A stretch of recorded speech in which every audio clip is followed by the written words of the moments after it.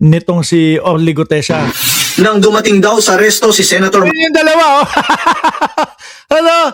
Nakadilaw at nakakulay orange, mga boss G Pamuser. Yung isa, kauna-unahang congressman, kauna-unahang attorney na ipakulong ang kanyang sarili. Yung isa naman po, bingot, mga boss. may hiwa daw yan dito eh. Oh. Marcoleta, sinabi raw niya na babasahin muna ang affidavit ni Mark. Pero ayon kay Gutesa, hindi lang ito Kaya naman pala nagagalit si Marcoleta nung nasa Senado na ho, mga kababayan eh. No? Kaya nagagalit kasi kailangan mabuo at walang malaktawan si Orly Gutesa doon sa kanyang binabasa. Di ba? Oh. Kung makita mo yung itsura nung dalawa, si Orly Gutesa at saka si Marcoleta, kung babalikan ho natin, mga bossing, hagal pa ka ng tawa doon sa Senado eh. Pati nga ho yung si District Engineer na katabi ni Orly Gutesa. Malaki problema nun. Milyon-milyon yung kakaharapin. Bilyon-bilyon. Di ba? Si Alcantara, putik na yun, tumatawa sa gilid. Dahil sa katarantaduhan itong mga ito eh. Oh. binasa ni Marcoleta.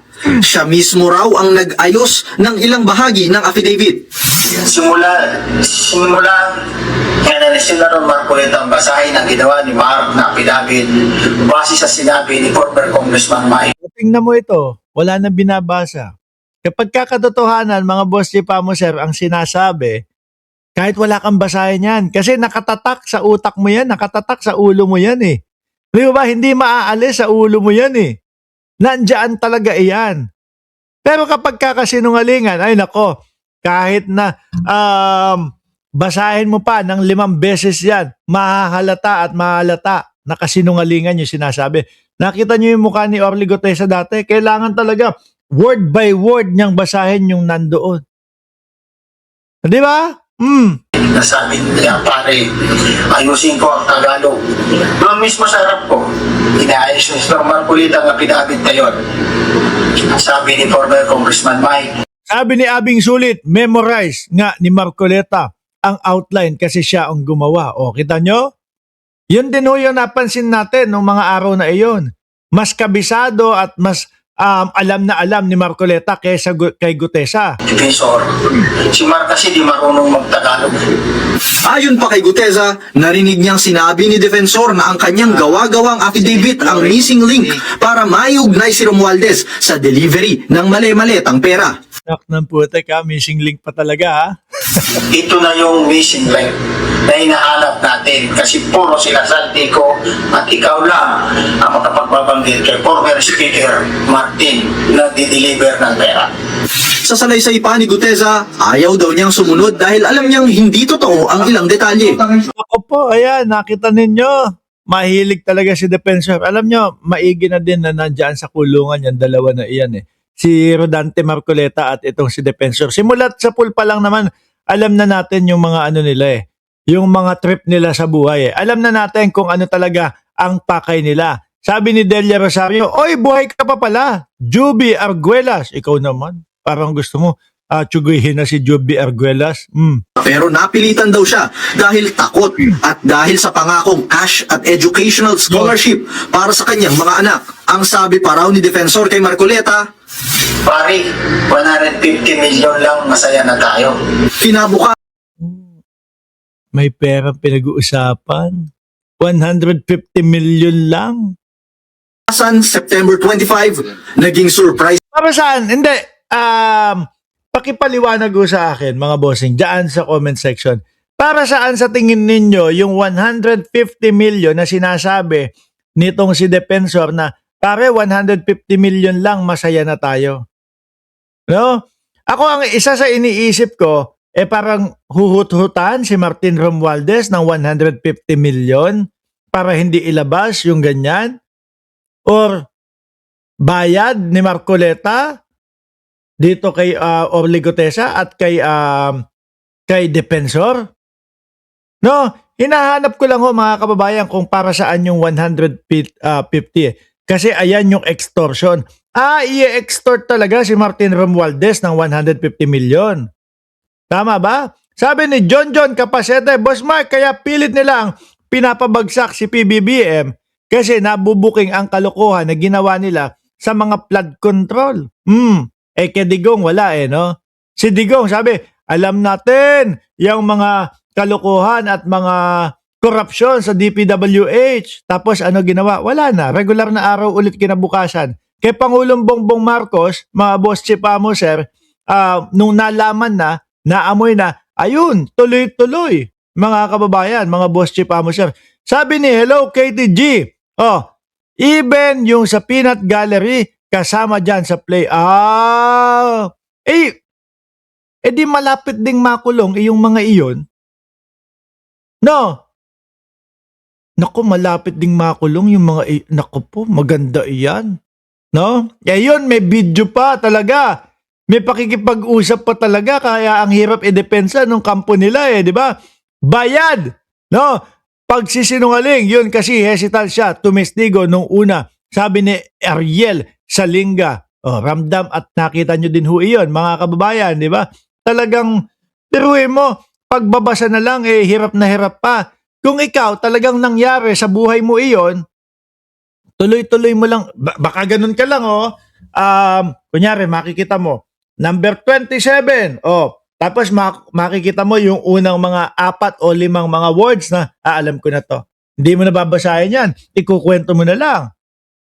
Di ba? Yung kanya wala word by word, hindi pa din alam o hindi pa din naiintindihan kung nandoon, kung ano yung nakasulat doon. Witness, si Guteza sa Senate Blue Ribbon Committee. Matatanda ang inamin noon ni Marcoleta na nakipagkita siya sa restaurant kina Defensor at Guteza. At inamin din niyang nabasa na niya noon ang draft ng testimonya. Nung basahin ni Guteza ang affidavit, napagalitan pa raw siya ni Marcoleta. Napagalitan pa ako ni Senator Marcoleta kasi nag-adlip ako. At ang sabi niya, sundan lang ang nakasulat. Ayun, yung nakita natin doon mismo ho sa Senado, mga kababayan. Di ba? Dismayado si Marcoleta. Kasi hindi nabasa yung paragraph 20 yata. Matapos daw ang hearing, September 27 na siya kinontak ng opisina ni Marcoleta at ibibigay raw ang kontak ni dating COMELEC Commissioner Attorney Rowena Guanzon para ayusin ulit ang affidavit. Pero hindi. Mukhang, hindi. Kahapon, i-vlog natin yung sinasabi ni Guanzon. Akala ko is si Guanzon ay tatayong abogado para ipagtanggol itong si Guteza. Akala ko yun. Yung pala, mukhang sabit si Guanzon dito. Dahil may sinasabi, mag-aayos din ng script si Guanzon. Atras natin. Anak ng putik na yan. Ni Marcoleta at ibibigay raw ang kontak ni dating COMELEC Commissioner Attorney Rowena Guanzon para ayusin ulit ang affidavit. Mukhang masasabit si Guanzon dito. Mag-aayos nung affidavit na hindi naman si Guteza ang gumawa.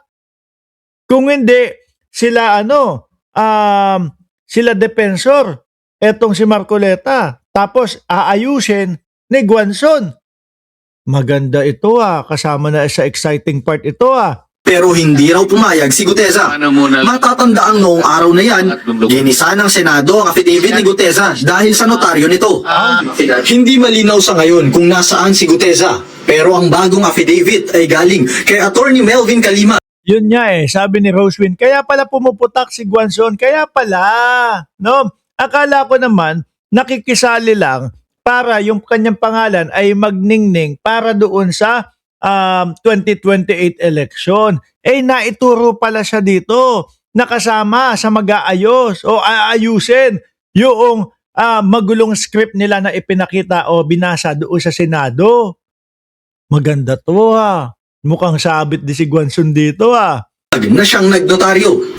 Pinirmahan daw ito noong August 13 sa isang hotel sa Ortigas.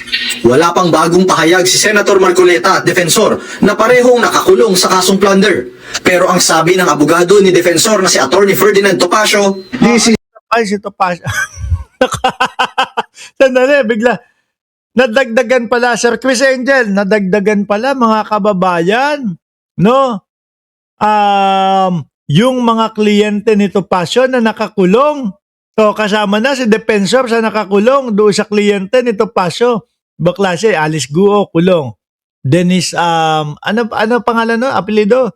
Dennis Cornejo, nakakulong. Cedric Lee, nakakulong. Nabanggit ko na ba si Alice Guo? Oh, nakakulong. Yung isa, si Cassandra Leong, hinahanap naman po. Mga kababayan, aray ko. Yari, mga boss chipa mo, sir. Di din gumagana ito. Baka natanggal lang doon sa saksakan yan. Oh, wait lang, ha?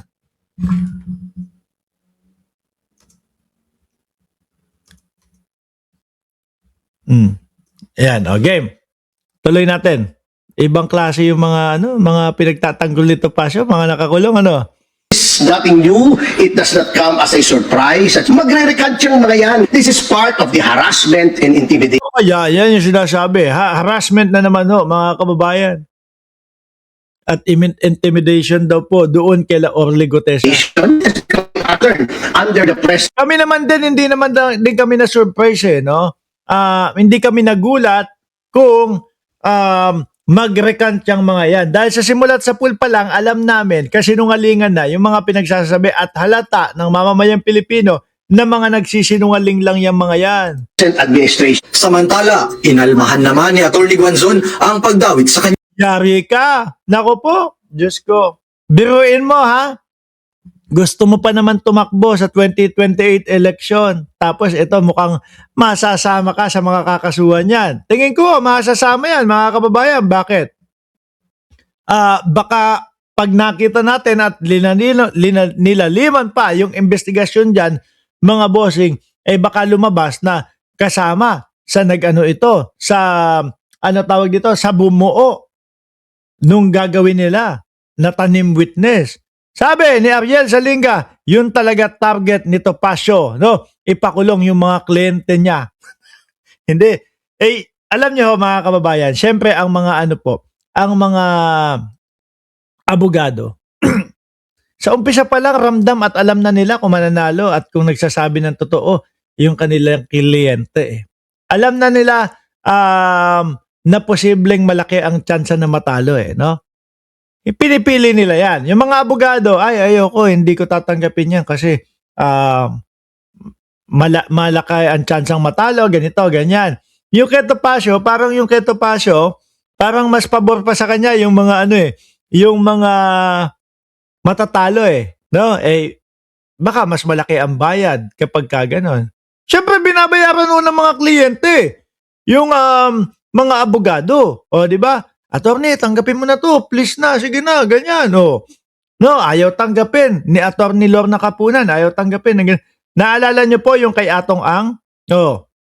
Yung kay Lorna Kapunan, mga bossing? Di ba tinanggihan yon ni Lorna Kapunan? Sa kadahilanan daw po, nauunahin yung impeachment.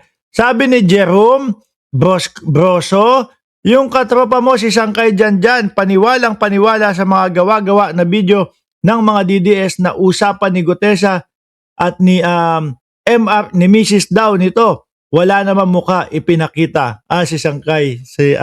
Shout out kay Sangkay. Ang dami ng followers ni Sangkay, Okay. Nakita ko din yung video na yun, pero parang hindi ako naniniwala doon. Dinamay mo ba ako? Napayari ka. Yung hirap ka na nga manalo sa eleksyon, mukhang mas mauuna pa na makasuhan ka. Kesa doon sa eleksyon mo. Isipin mo na lang. With my status as a retired COMELEC commissioner, na former COA commissioner, law practice for 25 years, and you see. Kahit na pa pang sabihin mo na meron ka status dyan, estado dyan, na naging ka. Kung sasabihin ni Orly Gutesa na kasama ka sa nagprepara nung kanilang script, mayayari ka din, sir. Ay, madam, mukhang sir kasi. Archie Beroya, shoutout po sa inyo. My law practice was with. Kahit na pang sabihin, dati siyang ganito, dati siyang kamahalan, dati siyang commissioner ng, alam niyo yun, mga kababayan, COMELEC.